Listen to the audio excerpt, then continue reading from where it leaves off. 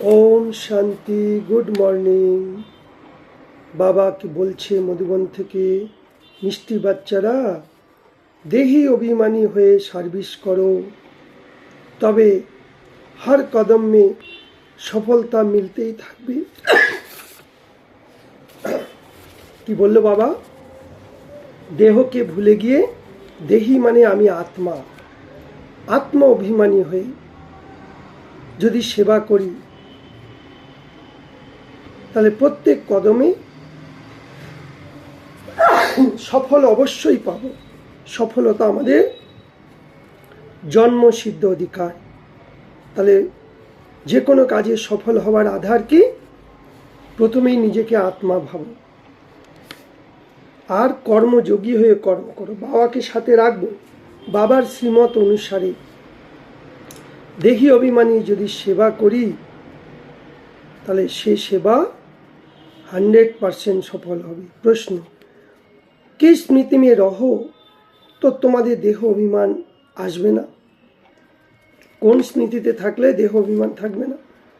সদা এইটা যেন স্মৃতিতে থাকে, আমরা হলাম গডলি স্টুডেন্ট, গডলি সার্ভেন্ট, হ্যাঁ, ঈশ্বরীয় সেবাধারী। সার্ভেন্ট কো কभी भी দেহ অভিমান नहीं आ सकते। যারা কেন আসবে না?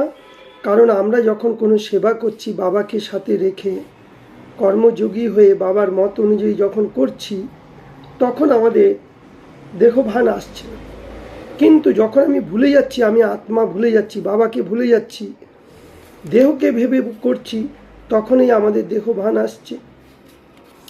তাই শিব বাবা বলছে, যত যত যোগে থাকবে ততই তোমার দেহ অভিমান টুটতে থাকবে, তুমি দেহি অভিমানী হয়ে যাবে।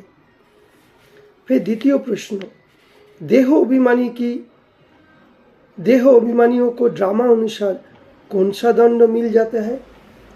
যারা দেহ অভিমান নিয়ে সেবা করছে আছে, তাদের ড্রামা অনুসার কোন সাজা পাবে? তাদের বুদ্ধিতে এই জ্ঞান বসবে না। সাহুকারেরা এই জ্ঞান ধনকে বুদ্ধিতে বসবে না তাদের। কেন? তাদের বুদ্ধিতে আছে বিষয় সম্পত্তি, ধন দৌলত। তো সাহুকার লোককে ধনকে কারণ দেহ অভিমান থাকে, এই জন্য এই জ্ঞানকে তারা বুঝতে পারে না ঠিক মতো। তাই তারা এই দেহ ভানে আসা, এটাও দণ্ড পেয়ে গেল। এই জ্ঞান কারা উঠাবে? গরিবরা। গরিবরা সহজে বুঝে গেছে, হ্যাঁ, বাবা এসছে এই সময়, এক একটা জ্ঞান রত্ন লক্ষ লক্ষ টাকার সমান, এটা অবিনাশী কামাই, এটাই আমাদের সাথে যাবে।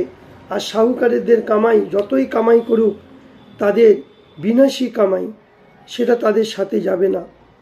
এই জন্য বাবা বলছে, কি বাচ্চা, যতটুকু পারো তোমরা আমাকে স্মরণ করো। যদি আমাকে স্মরণ করো তাহলে দেহভান চলে যাবে, আর তোমরা ভবিষ্যতে প্রিন্স প্রিন্সেস হয়ে যাবে। তারপর মানুষ থেকে দেবতা। সদা এই খুশিতে থাকো বা নেশাতে থাকো কি এখন আমরা ঈশ্বরীয় পরিবার পেয়ে গেছি। সুন্দর পরিবার, ছোট পরিবার, স্বয়ং ভগবান পরম ধাম থেকে এসে পিতা, শিক্ষক, সদ্গুরু, 3 রূপে বাবা আমাদের পড়াচ্ছে। বাবা আমাদের ভালোবাসা দিচ্ছে, নিঃস্বার্থ ভালোবাসা আমরা বাবার থেকে পাচ্ছি। এই পেয়ার, এই ভালোবাসার মধ্যে দিয়ে বাবা আমাদের দেবতা বানাচ্ছে। তাই মনে রাখতে হবে, এটা বনে বানায়া ড্রামা, অ্যাকুরেট ড্রামা চলছে, ড্রামা ন্যায়কারী, এ ড্রামা কল্যাণকারী, এ ড্রামা ভগবানের পছন্দ, এ ড্রামা হুবহু রিপিট হচ্ছে। যা কিছু হচ্ছে অ্যাকসেপ্ট করে নাও, মেনে নাও, চাই ভালো চাই খারাপ। इसमें कोई ভুল हो नहीं सकता। ড্রামাতে অ্যাকুরেট কোনো কিছু ভুল নেই। जो অ্যাক্ট হুই ফের রিপিট হবে। এই কথাগুলো अच्छे दिमाग से समझ कर चलो। একান্তে বসে ভালো করে মনোযোগ দিয়ে শোনো, বোঝো, তাহলে আমাদের মধ্যে যে রাগ আসে, লোভ আসে, বিকারগুলো সব চলে যাবে। फिर बाबा वरदान দিচ্ছে बच्चे তুফান কো তোফা, তোফা মানে গিফট। যত বিঘ্ন সমস্যা আসছে এইগুলো থেকে কিছু শিক্ষা নাও, এটাকে বলে গড গিফট। সহজ, এটাকে গিফট মনে করো।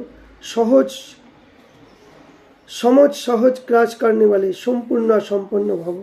হ্যাঁ, তুফানকে গিফট ভেবে যদি সহজে ক্রাশ করি, পার করি, তাহলে আমরা সম্পূর্ণ আর সম্পন্ন হয়ে যাব। যখন সকলের লক্ষ্য কি আমাদের সম্পূর্ণ হওয়া আর সম্পন্ন হওয়ার, তো ছোট ছোট কথায় এখন ঘাবড়ে গেলে হবে না। মূর্তি बन रही हो তো কিছু তো হেমার তো লাগেগি হি।